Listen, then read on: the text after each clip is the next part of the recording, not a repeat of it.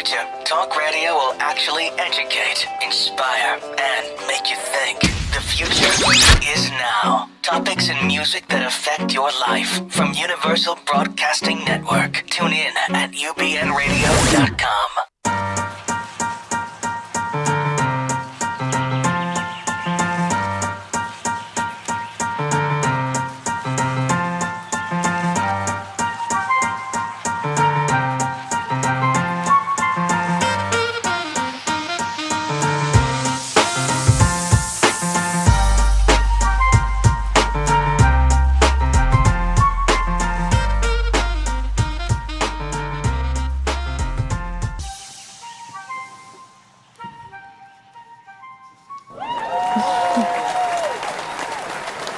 Hello, everyone. Wow, this sounds loud, this microphone. Okay.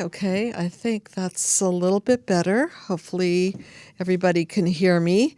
Dr. Judy here of Dr. Judy WTF with the Freud. And this is a call-in show, everybody. The number is 323-843-2826. This topic is by request from a fan of the show in Costa Rica. And thank you so much for suggesting the topic. This is a topic that we've had before, but I think it's worthy of bringing it up again because it's such an epidemic. And this is a very tragic story. And the topic tonight is called Bullied to Death. And the story is about I'm just going to read the articles. In Costa Rica, this happened recently, I think March 3rd, it looks like, March 3rd of this year. So this is very, very sad recent news. A 12-year-old student from Liceo de Costa Rica High School, was run over by a truck maintenance wagon on February 28th close to the high school in Plaza Vique, San Jose. Sebastian Diaz had apparently left the school to go have lunch and was scheduled to return to class later that day. The accident occurred close to 11:55 a.m. and produced some of his and his legs were completely amputated while the other was partially amputated, although the team was still alive when the ambulance arrived, and then he died shortly after. The driver of the train stated that he honked the horn several times, but Sebastian, instead of stepping away, walked to the center of the railroad. According to local news site Kraldiak.com, a witness of last name Guzman stated that some other students were challenging Diaz to go on the train tracks and others were insulting him and daring him to do it. Officers from the judicial police are gathering evidence, testimonies, and checking the cameras available in the area to get the true version of what happened. According to the director of student life from the education institution, Katia Grosser, Diaz had normal behavior at school. Classes began just 3 weeks after he was about to turn 13. He was in 7th grade. He was a regular student. He seemed happy and had his friends. Well, I'm anticipating a call-in from the lady who suggested this particular article, and this is a case where he was dared and bullied and told that if he doesn't go in front of the train that he was a pussy. So I want to bring up why this could even happen. So what is it that would incite somebody, a young person like this, to go and stand in front of a vehicle to the detriment of his life at the advice, if that could be said, of his peers? And why would the peers get off on doing such a thing? So I want to bring out the mind map and present this from a mind map perspective. And let me know when we get a call from Costa Rica. Do we have one yet? Not yet. Okay. So, okay, thank you. The mind map is up. And now you can see the structure of the mind map that goes to the cause of the issue, the heart of the issue, And if you see the mind map, and for those of you who are listening and not watching, you can always go to my website, drjudywtf.com or psychologicalhealingcenter.com, and you can pull the mind map from the website under the forms section and actually have a copy. So what the Freud is going on here in terms of why a young man would just jump in front of a vehicle and risk his life and take his life on the suggestion of peer group support, if that's a weird way of saying it, peer group bullying. So if you look at the mind map, you will notice that the top third of the mind map describes wounds of childhood, how they are reacted to, and how they encode. And then the next piece of it is chaos, defenses, and breakdowns. And the third part of the mind map is where the paradigm shift occurs into healing. And that is really where the therapy takes people, is out of the wounds of childhood, dismantles these wounds so that they no longer affect people's lives, and then breaks it down into a healing process. I'm hoping that this is the lady from Costa Rica. And so, hi, you're on the couch with Dr. Judy. Who's this, please? Hi, Dr. Judy. It's Lucia from Costa Rica. Oh, awesome. Thank you so much for calling and being a fan and suggesting this article. So do you happen to know this family by any chance? Well, no, first of all, it's like a real pleasure for me talking to you. Thank you. I would like to say that you have changed my life in so many ways, and I'm forever grateful to you.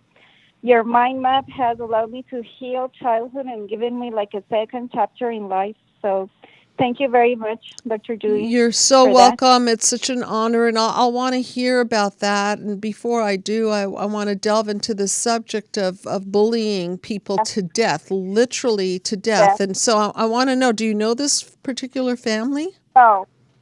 I didn't know him, but it has been to the whole country. It has been very impressive, and it's been on the news, and people have in different newspapers and using social Facebook and Instagram. Yeah. They have given like different opinions, and it has been like a very tragic situation to the whole country. Yes. So this is something that not only affected this young man's life and his family and the teachers and the peers and so on, but it's really affected the whole country, is what you're saying. Yes. Yeah, and everybody's in shock over this. Yeah. Yes, exactly. Yes. Okay, and what? Yeah, go ahead.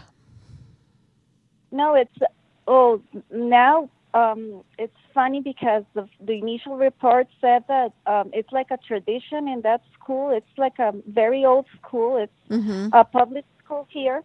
Okay. And it has a lot. It's only for boys. Okay. And they said it's like a tradition. I don't know if it's true, but it's like a tradition for first-year students to like demonstrate their manhood by putting their lives at risk. Wow. Wow. And then they say like it's like they pursued students to lie down on the train line, and the train driver said, like you said, that Sebastian just got in the center of the line, and he hung the train and he didn't move.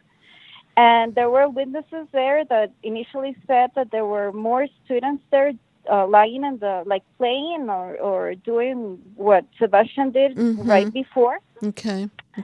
And that they were like people in the other students in the balcony, and they yell like, if you don't do it, you're not a man, or you're not a real man if you don't do it.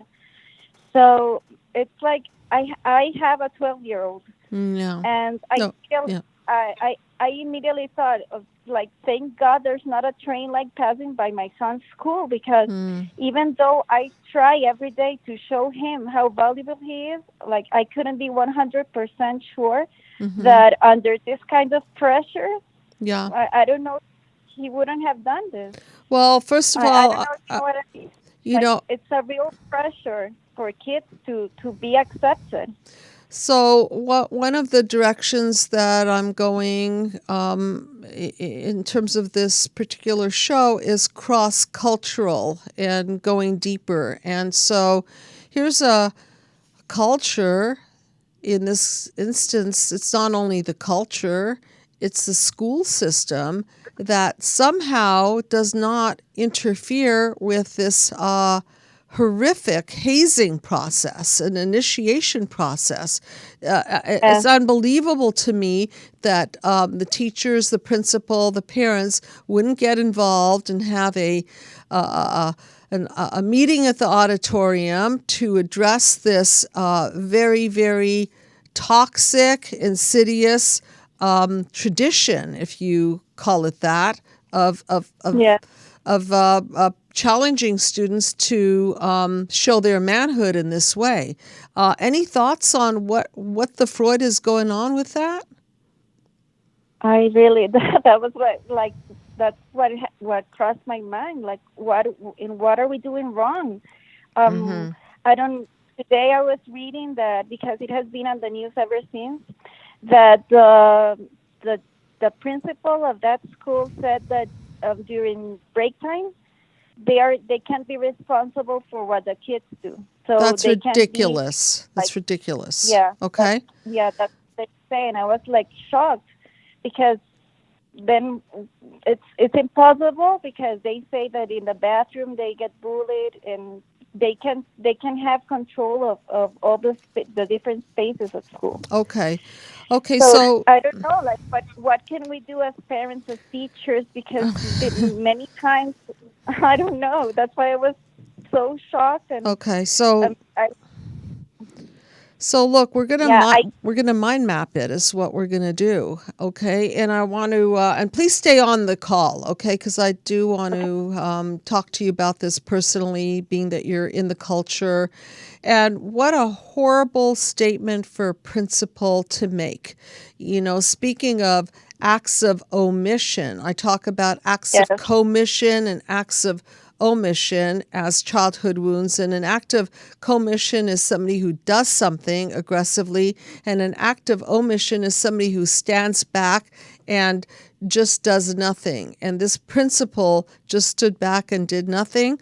So again, this is a person that's running the school, and he's an educator, she's an educator. And so the educators of children must step in, especially if you're saying, if the article is saying, or there's already a known tradition around this, then that means that this is a repeated offense and that no one has dismantled this horrific system. So I want to talk a little bit about what is bullying. And this is from an article called stopbullying.gov. And then stay on the line and we'll put it in terms of the context of what's going on here. Bullying is unwanted, aggressive behavior among school-aged children that involves a real or perceived power imbalance. Okay, so can you see in this case there was a power imbalance? First of all, in sheer numbers, there was a power imbalance because there were a group of people egging him on and telling him that he's not a man or he's not worthy or some sort of a form of a put down unless he proves himself. The behavior is repeated or has the potential to be repeated over time. So, as you said, this is some sort of a sick tradition that is repeated over time. Both kids who are bullied and who bully others may have serious, lasting problems. So, we're going to talk about the bullied person and the bullies, and both of them have some major issues, wouldn't you say? yes both of them Both of them, right? Both sides of the yeah fence. Okay, so yes an imbalance of power. Uh, and yeah, probably the victimizers were once victims because like the first years are the ones that have to do that, and then the next years are the ones that force the ones that are coming in to do it. Yes, and now So that probably it's like a cycle.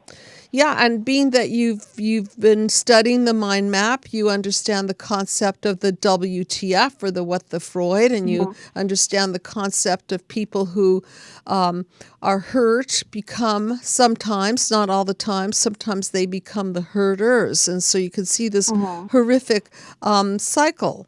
So I'm just reading a little more from stopbullying.gov. Kids who bully use their powers, such as physical strength, access to embarrassing information, or popularity to control or harm others. Power imbalances can change over time and in different situations, even if they involve the same people. So in this case, you're right. The power imbalance changes. So perhaps these bullies at some point were bullied, right? And now it shifted. So the power shifted to their hands. So now they feel in control and empowered. The bullying behavior happens more than once, or has the potential to happen more than once. And in this case, it's actually supported. It sounds like it's supported by the, almost sounds like it's supported by the school system. And why do I say that? Yeah. Because they do nothing about it. That's what I mean by that, okay? Active omission. Bullying includes actions such as making threats, spreading rumors, attacking someone physically or verbally, and excluding someone from a group on purpose. So we are wired to connect. We are wired to want to be a part of a group. We want to be inclusive. We want to be included.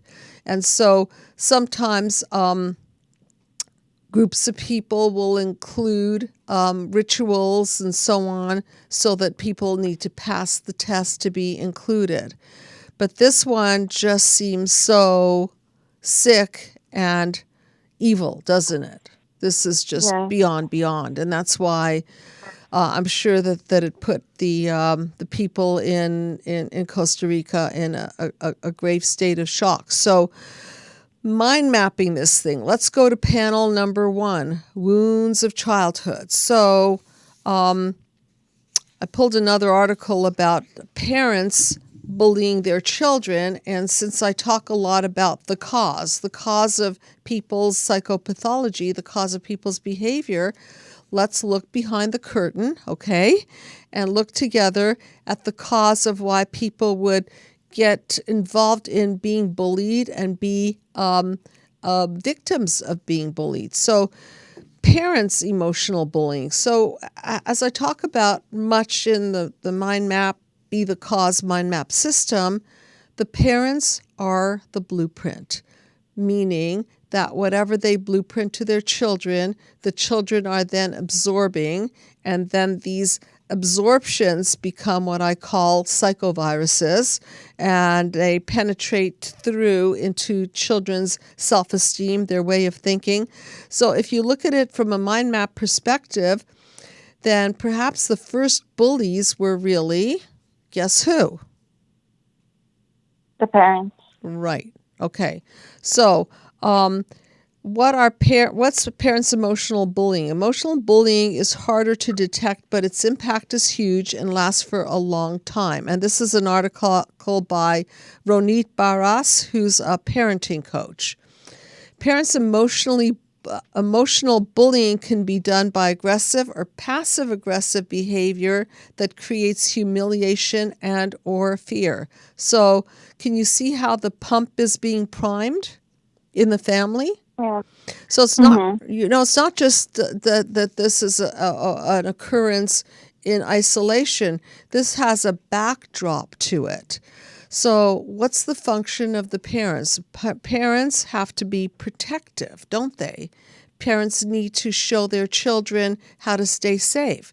But when a parent is threatening, when they're name calling, when they use foul language, when they're insulting, especially in public, when they create competitions between siblings, and this is right out of Ronit Barras's article, when there are negative comments about skills, when there's favoritism toward one child, and I speak a lot about golden child and putting children on pedestals, When there's a cause, causing of fear or physical bullying, shouting, sarcasm, strict rules, telling the child it would be better if they were not born. I'm just going to go on a little bit more because this is the backdrop of why children are then vulnerable to being bullied. Because again, we're talking about familiar and familial. So what does a child want to do? They want to please guess who? Yes, the parents always. They want to please the parents. And so now they're transferring pleasing the parents to pleasing the group. Okay, pleasing the group. So when parents are telling the child that the parent doesn't want him, controlling every movement, criticizing, competing, using unfair punishment, can you see how similar this is to the bullies? Okay, that there's this criticism, there's this put down, there's going to be an ignoring or neglect of the child if they don't pass the test. So it's just too familiar and too familial to ignore the fact that this setup of this death doesn't have some sort of a root in childhood wounds. Does that make sense to you and everybody listening? Yes, of course. Okay, so the number one prevention for bullying would be what?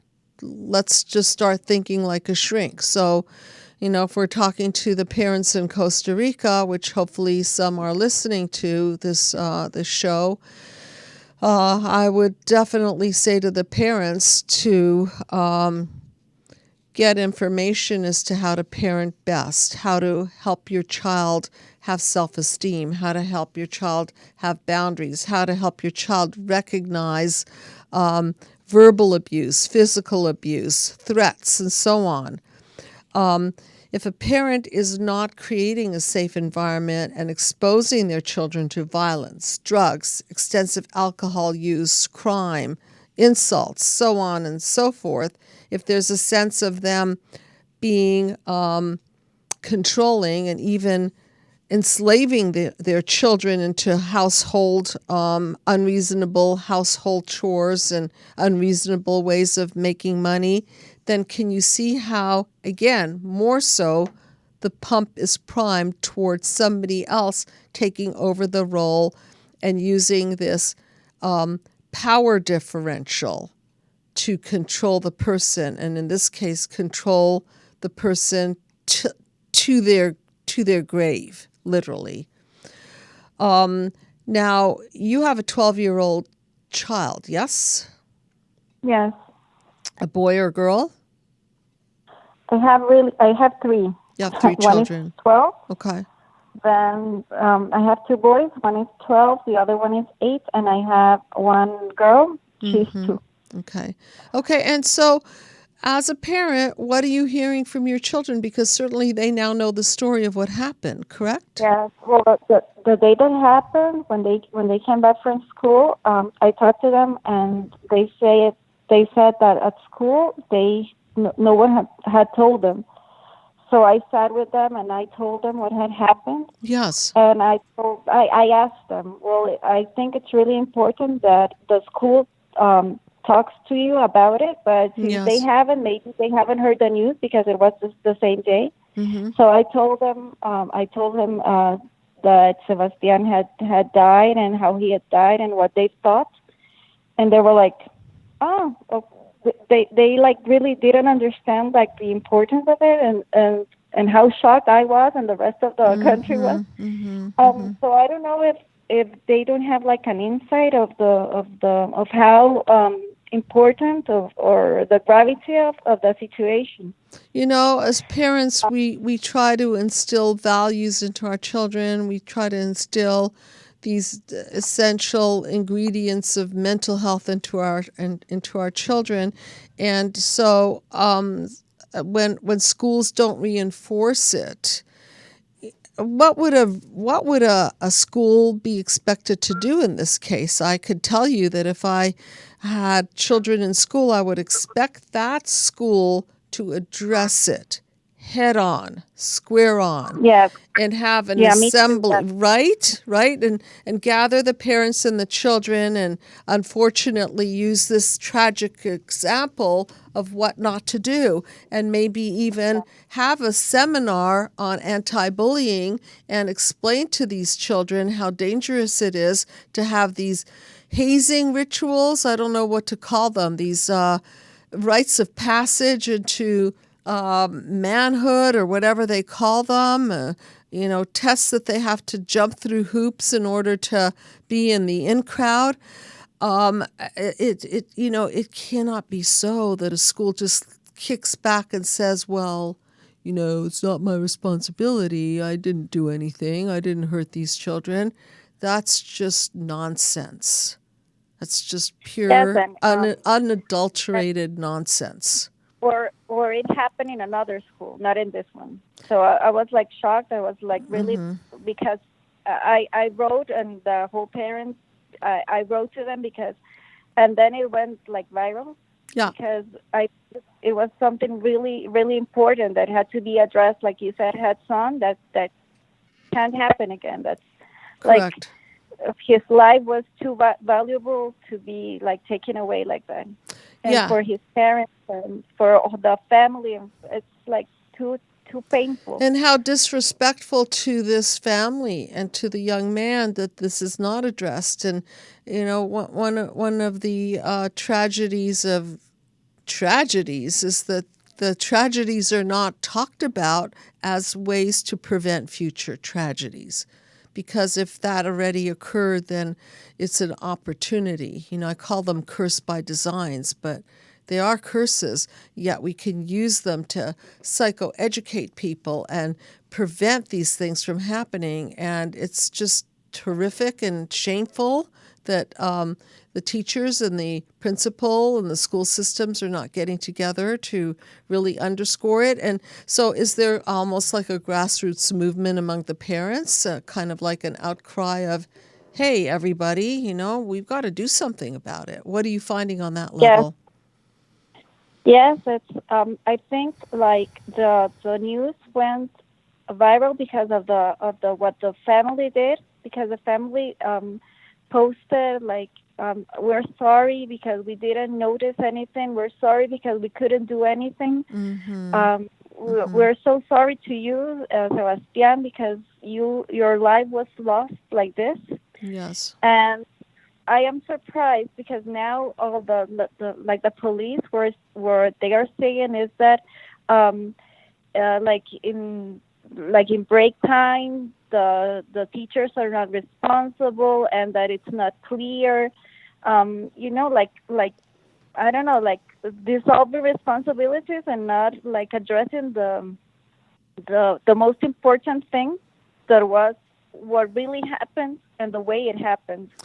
Speaking of being a man or a woman and stepping up to the plate, the real test of being a human being, a humane being, is to be able to take responsibility, even if you didn't personally create the system, to speak to the system and say, look, in order for us to make sure this never happens again, we have to talk about this tradition, because you said it, right? This is a tradition that's been going on. This is not the first time this has happened, correct? Yes. So has anybody else died? Is this a yearly occurrence? It's the first time something like this happened. Okay. But the fact that they're teasing people into this kind of behavior, they're walking pretty close to the edge, and maybe nobody died, but anything could happen at any moment because they're really pushing their peers into harm's way, right? So it's just kind of like a game of Russian roulette. Some kids are going to be run over, some kids are not going to be run over, right?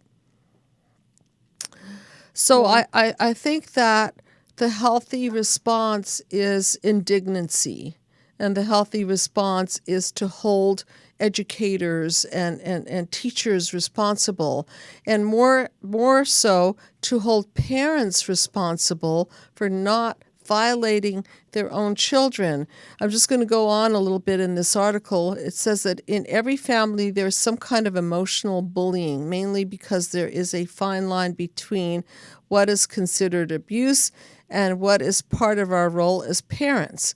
While some call forcing kids to eat what was on the table bullying, others may call it educating them to appreciate money and health. So it's true, it's a fine line. If you shove food into your child's mouth, are you bullying them to eat it, or are you just saying, little Johnny, little Mary, it's important to have your vitamins? It's confusing. My way of thinking about it is that if it doesn't feel right, it probably isn't right.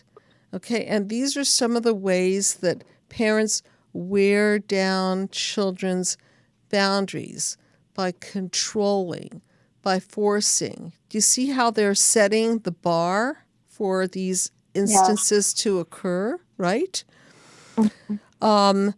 Each form of bullying of parents towards their kids causes a problem in their physical and emotional development. Sometimes it can even affect their cognitive development. Well, I talk a lot about this in terms of parents who come to see me and complain that their children are not concentrating properly, that they're suffering from ADD or ADHD or a lack of ability to function in the school system. And we all know that when we are, I call it, licking our emotional wounds, when we're not well internally, when we're being, in this instance, bullied, pressured, criticized, demeaned, devalued, destroyed, what happens is we can't think straight. How can we think straight when we're being attacked? How can we think straight when our self-esteem is being knocked down? It's impossible to do so. So back to the family we go. The earlier the abuse is and the longer it continues, the more severe the damage will be and the longer it will impact the child's life. And so in most cases, the effects of a serious act of bullying starting in the family will be there forever, and there is a high probability the abused child will grow up to be a bully too. So again, relating it back to the cause. It's always back to the cause. Blueprint: mother-infant disconnect, father-infant disconnect. And then that creates what I call a hole in the soul. A reaction to this form of disconnect might be something like anger. Okay, what happens when children are put down? They become angry. Their self-esteem suffers. They go down the tubes of the WTF panels 4, 5, 6. 4, 5, 6. Chaos, defenses, and breakdowns. And when we try to please our peers, when we try to please our parents, is that your child, your 2-year-old? Yeah. Yeah. Yeah. Okay. When we're trying to please, it's very, very important that we be socially accepted. And so when mommy and daddy set their children up to be pleased and they're unpleasable, the child will try even harder to please that parent and might be doing behaviors that are really out there and not healthy in order to please the parents. There's so many episodes I did on narcissism and people pleasers and so on. And I think people get the idea now that people will go out of their way just to be loved, just to be accepted. And this is a pretty heavy price tag to pay. So you get it. You've been studying the mind map. Do you have a copy of my book, by the way? Yes, I do. You do? Have you finished reading it? Yeah, almost. Almost? I think I have almost. Okay. And so does this make sense to you now that you know the system, you know the wounds of childhood, how we react to them, how we encode them? Does it make sense to you why this would become a problem, right? Yes, and I personally think that this information as parents is so important because now my role as a parent has changed completely. Like when I was a parent for my 12-year-old, like now I have a 2-year-old, Okay. I see my role as a parent completely different. In what And I way? can see the importance of like a healthy, uh, psychologically Yes. parent. Yes. So it's like two different worlds to me now Yes. with my little girl, because now I am like enjoying so much more being a parent and teaching her like to be happy and accepted and her Mm-hmm. self-esteem. Mm-hmm. So it has really like changed my view Mm-hmm. of what it means to be a parent. And what do you say about unconditional love, and that Mm-hmm. they feel like secure when they're, well, especially the first year. So that has really been really important, and I think that people should know it more, because people like become a parent, they don't really have like an idea of of how important this information is, and to have like this clarity Mm-hmm. of what is the most important thing, like for the child, the security, being there, like the That's it. It's breastfeeding and all right. It's hugging all, them, and yeah, it's all attachment theory. John Bowlby are yes, getting it that there's nothing more beautiful that you could do for a child than to be there and hmm nurture the child, breastfeed, eye contact, skin contact, keep the family intact. The nurturer being nurtured by the secondary caregiver, usually the father, and to make sure that the trickle down occurs. In other words, this is a system, right? So if you guys are supporting each other, then then the children are going to benefit. When the parents become benevolent caregivers of their family, then the children are the beneficiaries. And if they're controlling and if they're abusive and so on, they're setting the child up for some mighty, awful, negative core beliefs. So if we go back to wounds of childhood and how children react, let's look at panel 3 for a minute. Panel 3 is about the encoding, and the encoding is all about negative core beliefs. Negative core beliefs like, I'm stupid, I'm not good enough, I don't matter, I'm not wanted, I'm not special, I'm ugly, I'm unpopular, I'm not loved, and so on and so forth. And the parents are stacking the cards in the very heavily wrong direction if they're not esteeming their children, if they're not mirroring their children, if they're not giving their children core beliefs that strengthen them, because it's an exact setup for what happened in Costa Rica on March 3rd with this young man, because his negative core belief, whatever that was, and let's just imagine that his negative core belief is something like, I'm not popular, I'm not loved, something like this. And then when people were saying, you're a pussy, go, go, go, go to the, in front of the vehicle, then in his mind, he was trying to possibly, and of course I don't know because I don't know the situation, but he might have been trying to bust his negative core belief by proving that he's strong, by proving that he is a man, by proving that he is an individual that's worthy to be noticed. And boy, oh boy, can you see how the wounds of childhood and these negative core beliefs from early childhood were set in motion back then, and then when that moment came where the bullying started, boom, trigger, panel 3, trigger into panel 4, 5, 6.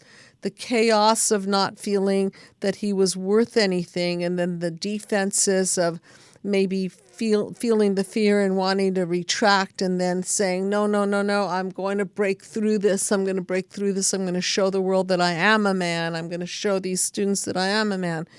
And then death.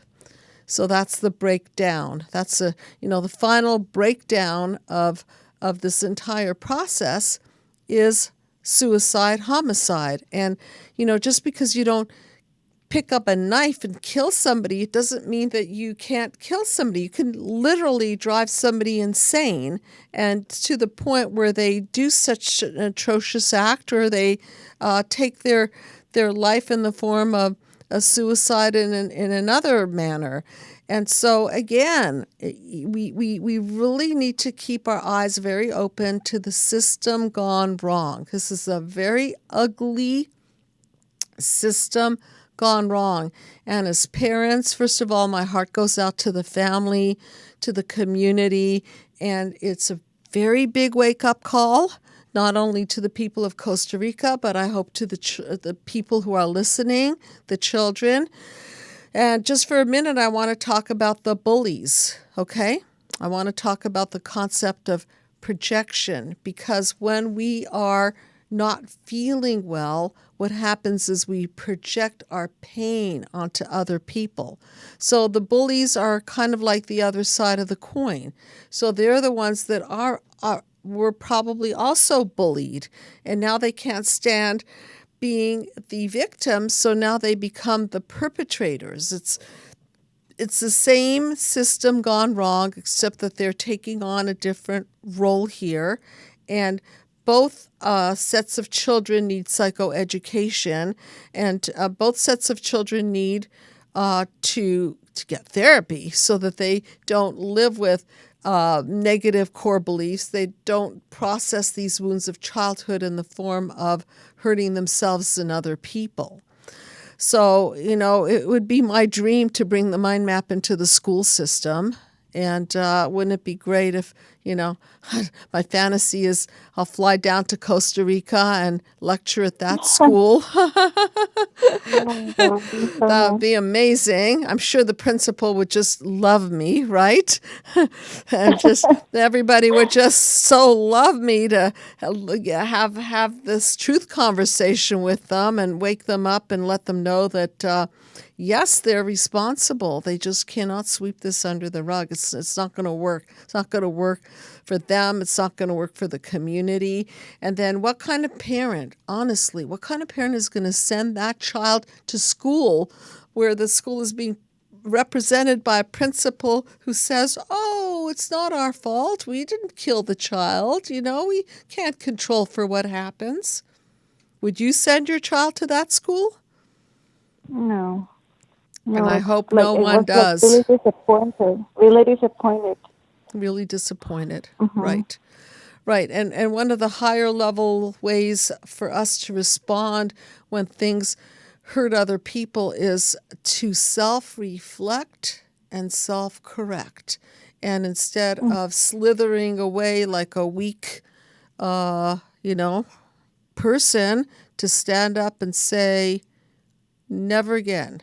And this is what we're going to do about it. And we're going to have courses, and we're going to bring in educators to educate children on signs of negative core beliefs and what they can do about it, and signs of bullying at home and signs of bullying by peers, and have a way that they can actually communicate their grievances and their pains and their sufferings to people who will have their back. And those people are supposed to be, right, the teachers, and the principal, and the parents, and the community at large.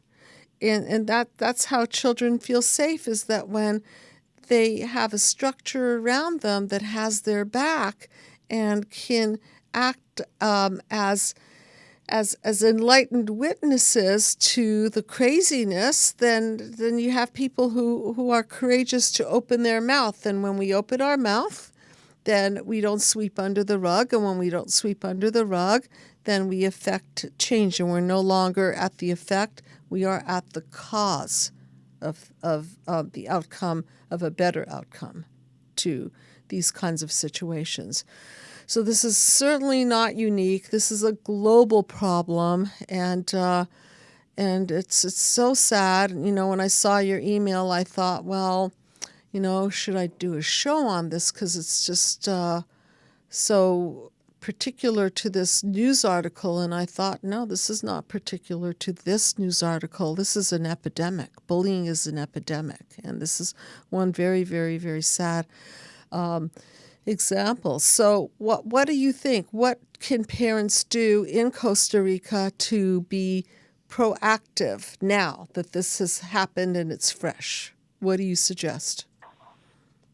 Okay, I think like in social media, it had a really big impact, and I think like the press and the parents did more than what the school did. So I think now we as parents have the responsibility like to talk to our children. That's what I did, Okay. and that's what I told everyone I know. We can't like we have to talk this. We have to talk to them. We have to make them realize how important this is, and if they are Yes. feeling bad, if someone is calling them their names, they have to talk to the grown-ups. We are the ones that like you said, we have their backs. That's They right. need to feel like they can come to us and tell us, and we're gonna act for them. And how do you think parents can affect change in the school system? Like this school system sounds like they're very willing just to turn their back on the situation and sleaze out of it and say, well, not my fault, not my problem, too bad, too sad. How do you think parents can approach principals, teachers, school systems, the philosophy of the school system? What do you think would be a way that they can affect change on that level? Well, I think that because of the impact it had, like in social, like the parents, the press is the one that it's now like making the big news and like doing like how can the principal be saying this?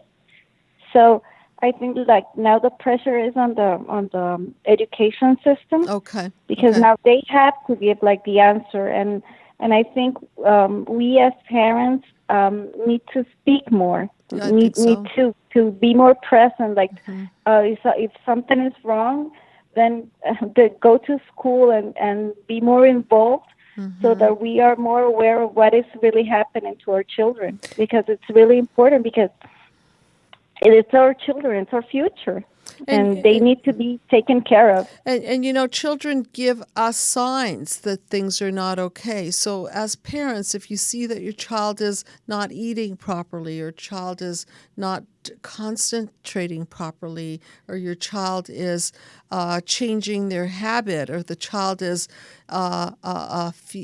talking about being afraid of other students, the child is talking about, Mommy, Daddy, in our school, the children say that in order to be a machismo man, we have to do this and this and this.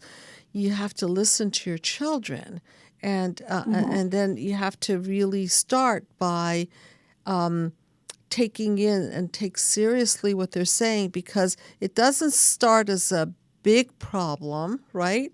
It starts with subtle hints, and as I like to say, our symptoms are cues and clues that point to the cause. So when you see that your children are symptomatic, those are clues that there's something bothering them, that there's a problem there, and you just can't slap the medication on them and say, oh, you're depressed. Okay, let's just medicate you, or let's just help you with your anxiety by don't think about it or deep breathe. These symptom management techniques don't go to the cause. And if we don't go to the cause, then we don't go to the cause of the problem either. And we just ignore it. And then pretty soon our children are going to be breaking down in the form of falling apart into chaos, and then their defenses are no longer going to hold up, and then they're going to break down into some kind of a homicide or suicide, or some sort of a breakdown, as in this case of a victim of bullying. So this is a horrible system gone wrong. and we can approach it from a causal level. And parents, do keep your eyes out for your children's behavior, and do take the time to listen to them. And if you don't like what's happening on the school level, well, confront the school, the principal, the administration, and don't let them get away with sweeping anything under the rug, because if you do, then then you're just a part of the system gone wrong, and then you have to self-reflect on it and self-correct on it, and even worse, go to a funeral because of it, because that's how serious this could be, and is, and was in this case, in many cases. And I know we didn't take any call-ins, and thank you so much for calling in. If there's anybody that'd like to. Thank you, Julie. Yeah, my pleasure. And just briefly, what was the most, I guess, what did you learn most from the mind map that helped your life? I would very much like you to. Well, my mother died last year, and just before she died, like a few months before she died, I talked to a friend of mine that it's a psychiatrist, and he told me, like, your mother is a narcissist. I see. And I was like, what? And I started doing research, and then I saw one of your shows on the effects of a narcissist mother on a child, and it was like so revealing to me, because I had never noticed it. I am 37 years old. Yeah. And I had never noticed the damage that she had done on my life. It's so subtle. It's so subtle. Yeah. And sometimes not so subtle. And for those of you who are interested in that episode, I've got a lot of YouTube episodes on effects of the narcissistic mother and father on their children, and covert narcissism, and a lot of episodes. And this also plays into bullying, because if a mother does not protect her child, if a mother is so selfish as to not tune into her child, there's another effect of narcissism. Narcissism can kill, and does kill. So thank you so much for calling in, and please keep in touch. And also thank you for referring one of your friends. I greatly appreciate it. I want to thank you personally. Thank you, Dr. Judy. Okay, Bye. and for the suggestion for the article. Okay, if there's a quick call in, anybody that's been calling, I know we've been talking away here, and okay, so then I'm going to shrink the tune, and this tune is by James Arthur lyrics called Beat the Bullies, suggested by my favorite, Heather, who's been on previous episode. And she's my song picker, my official song picker. And I think this song really speaks to what we spoke about today. And here are the words. Beat the Bullies by James Arthur lyrics. James Arthur. I was always a bright kid, so much so I think I made the other kids a little bit frightened. Oh, the way I talk too fast when I'm nervous. They talked behind my back, but I heard it. And it's hurting. Yeah, it hurts me so. Why don't they see my bruises? 'Cause I wear them all on my heart. But when I put scars on my surface, I found there's no love in self-harm. So true. The bruises are not necessarily black and blue. The bruises are sometimes in the heart. And so this person is talking about being hurt and penetrated by talk behind their back. And you can't hurt me now because I lose my pain in the melody. I don't hurt me now because I know that love is the remedy. You can't hurt us now because all I need is my family. Oh, we can beat the bullies. Well, in some sense, this person is referring to family, connection, unconditional love as a healthy defense mechanism against this kind of darkness.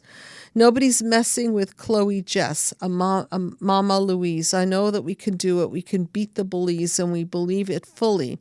We're sick of being sufferers. Look at us now, talking above from the clouds. Nobody's stopping us now.